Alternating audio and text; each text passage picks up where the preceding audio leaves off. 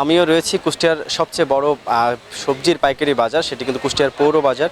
এখানে কিন্তু সব ধরনের সবজির দাম 10 থেকে 20 টাকা বৃদ্ধি পেয়েছে। এই নিয়ে কিন্তু আমি সাধারণ ক্রেতাদের সাথে কথা বলেছি, তারা কিন্তু এ নিয়ে কোনো উত্তর দিতে পারেননি। একটু আসলে বলি যে এবং ব্যবসায়ীরা বলছে বাজারে সরবরাহ কম থাকায় কিন্তু এই নিত্যপণ্যের যে সবজির দাম সেটি কিন্তু বৃদ্ধি পেয়েছে।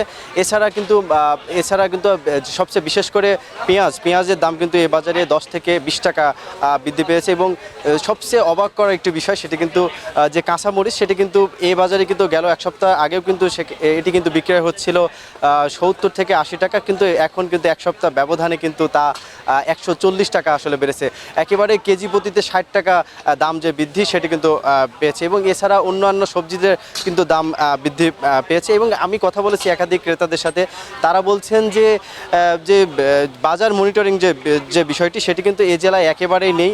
এই কারণে কিন্তু বাজার যে নিয়ন্ত্রণের যে বিষয়টি সেটি কিন্তু একেবারেই সম্ভব হচ্ছে না। এক পর্যায়ে অসাধু কিছু সিন্ডিকেট তারা কিন্তু এই বাজারের যে দাম বৃদ্ধির যে বিষয়টি সেটি কিন্তু তারা কিন্তু আসলে করে চলেছেন। কুষ্টিয়া থেকে মেজবাউদ্দিন পলাশ, 1 টাকার খবর।